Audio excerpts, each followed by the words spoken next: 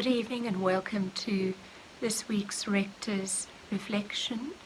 We had 2 weeks of exchanged conversation, and so it feels like a long time since you and I have just simply met and engaged in some thoughts, in some processes, in touching base with each other. So today is Heritage Day. No doubt we have encountered many things that have been offered to us on television. But I was so struck that there are different forms of heritages that we all carry. There are the rich gloriousnesses of variety. But I wonder, if you could choose a heritage, what would you choose and why? And that brought to mind the story of Elijah and Elisha. Do you remember when Elijah was taken up to heaven? It's a lovely, dramatic story that would do well even as a film script. But one of the things that Elisha had asked Elijah is that the gift that he had as a prophet would fall upon him, that he would inherit his mantle. And Elijah says to him, well, if you see me going up to heaven, then you definitely will. And of course Elisha does, and literally the cloak off of Elijah falls off. Elisha picks it up, and so there is this exterior manifestation of an interior spiritual reality that Elisha takes on Elijah's mantle. And so I'm wondering, what is the mantle, or whose mantle would you love to inherit? And there's so many times, isn't it, that throughout our lives we say, gosh, I wish I was like so-and-so. And the wishing seems to stay there. We seldom undertake those things that mean we have to, in a way, develop those muscles. We have to literally take up the mantle of what that person is carrying. There's no glamour in it, much as we might think it's very glamorous, whatever that particular gifting is. But if we're serious about it, then we need to be willing to make the investment of what it means to fit into the shoes, to take upon the mantle of that particular person and those aspects of that particular person. It means adjusting our lives, doesn't it? I mean, it's all very well to be able to say, gosh, I wish I had a prayer life like whoever it is, and then do nothing about stepping into the disciplines that it would take. It doesn't just fall from heaven, much as the picture of Elijah and Elisha seems to indicate it fall from heaven. It actually didn't. If you think about it, Elisha accompanied Elijah long term. He literally shadowed him. And so really the taking on the mantle was a fulfillment of a lifestyle over a number of years.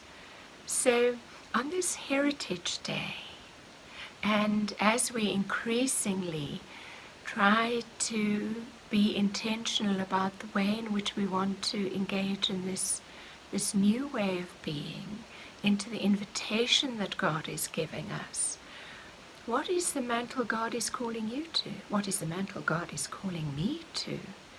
And it's not going to fall on my shoulders, it's not going to fall on your shoulders. It is simply starting the journey of, so that when we are ready, we will receive the confirmation that we are beginning to incarnate what that mantle is about and how God is wanting to make it fruitful in our lives. Which again perhaps helps us to think a little bit about what it is that we're seeing. I believe that part of what is coming out at the moment is a sense of new Pentecost. And if you remember in that very first Pentecost, the wind blew through the windows and the doors opened up. And it feels a little bit as if the wind even chivied the disciples out of the safety of their locked doors and into the marketplace. Now, we might not have literal doors and windows that are locked, keeping us safe, but there is a sense in which so much in our mindset, in our heart set, has become locked or entrenched. And maybe the Holy Spirit, the wind of the Spirit, is blowing those open and inviting us into a new paradigm. Of course we can choose to stay in the familiar traditions, in the known things, especially since we've been and are still in an incredibly insecure time. It would feel so much safer to return to things the way they were. But if we're really honest with ourselves, they can't. So much has changed, even although on the surface it looks as if so much is still the same. And I wonder, in 10 years' time, if we make the choice rather to bed down and close those windows and doors that the Spirit's breath has blown open, would we regret it? Would we regret not taking up the possibility of being part of the co-creators of this new paradigm? And maybe that's also a mantle for us. Is this a mantle that is strongly invitational in the direction of Genesis, of new life, of a breath that is going to re-invoke the very uncomfortable but also deeply exciting reality of a new form of church, and coming to that sense of church and some of what we've been wrestling with as clergy, as parish ministers, organists, the whole worship team, and now with council. And please know, nothing is set in concrete yet. We are making proposals and we're discussing things, but it feels important to also let you in on some of our thinking and the reasons behind it. Hopefully by now you will have read the Bishop's pastoral letter, so that you know that as of the 1st of October, the Anglican churches in the Diocese of Johannesburg will be opening up. The Bishop has invited us, despite what Mr. Ramaphosa has said, where he's given us permission in any gathering that we can have up to 50% of our usual numbers as long as it doesn't exceed 250 in a particular closed environment. So the Bishop has advised, irrespective of that we actually just stick to 50 for now, for the first month or so as we iron out some of the glitches, because in many ways we don't know where the things are going to be that we are going to find a challenge for us. Now, for those of us who know the interior of St. Paul's, you'll know that it's quite small, and when we do the physical distancing in the distance that is required, the measurements that are required, we actually only fit in about 30 people. And so we're not even making the full 50. Then we've also got the challenge of sanitizing the church and cleaning it between services. So as you know, our usual services have been a Friday morning at 8:30, a Saturday evening at 5 o'clock, and then a Sunday at 9 o'clock. In order to make as best use as possible of the lady who cleans our church, as well as spacing out so that we can open windows and keep the air flowing through. And it really is about wanting to make everybody feel as safe and as comfortable as possible. We were wondering if Cecia, that's the lady who cleans for us, she comes in on a Monday. That's lovely, because then she would have cleaned after the Sunday. And then if we had a Eucharist on a Tuesday evening at around 5:30 or 6, and then Cecia comes in on a Wednesday again, and she can clean it all again. And then instead of a Friday service, we have a Thursday morning Eucharist at 8:30. Andrew can just check that everything's all right on Friday.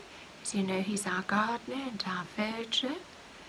And we can also leave windows open Thursday during the day, Friday during the day, and Saturday, so that by Sunday we are ready again. Now, I know it's not easy to make these sorts of changes. We have our own rhythms and patterns of life, our own familiarities, which we almost urgently need now to help us to grow roots again and feel safe again. So these sorts of changes can be very, very hard.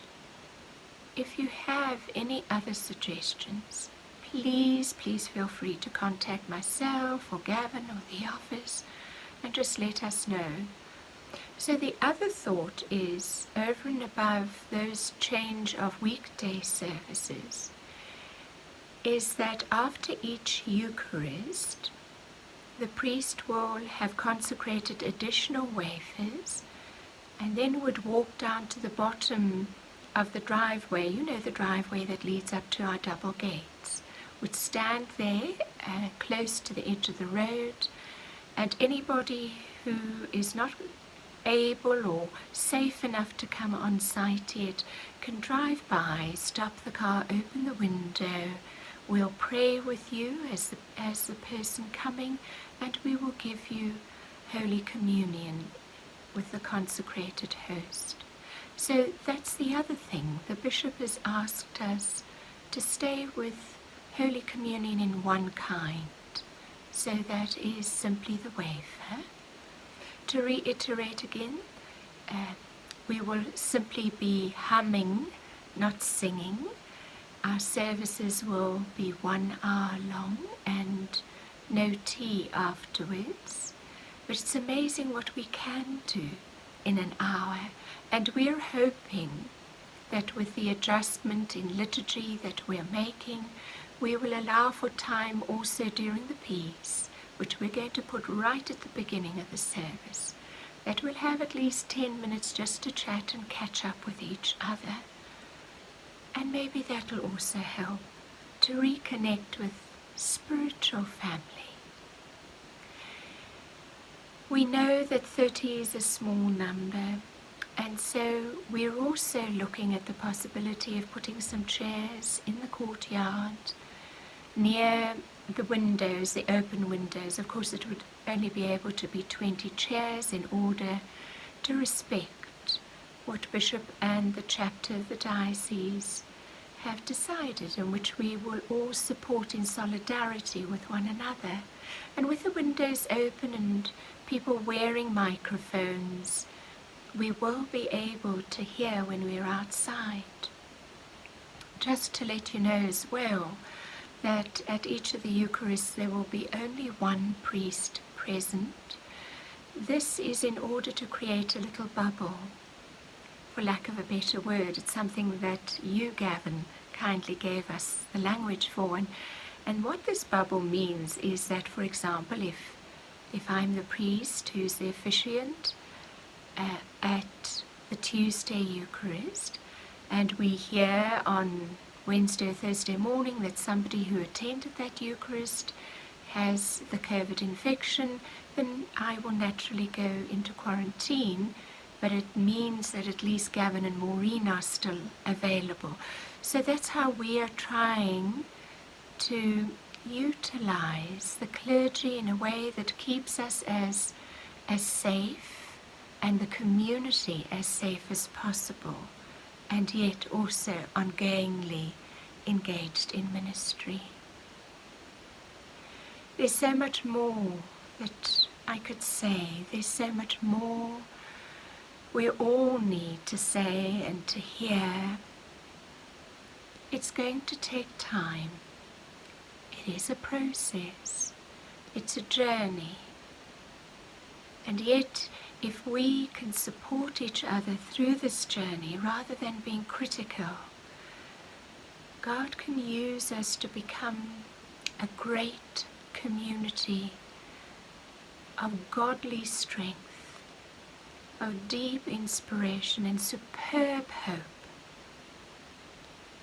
gifts which would be much relished by this world and would be a blessing for so many and well remembered by all who encounter it. So good night. Thank you for being in companionship with me and I with you. As always, it's been an honor to sit with you together at the feet of Jesus. May this night be a blessing, and may we all savor the heritage of being divine children of God. God bless.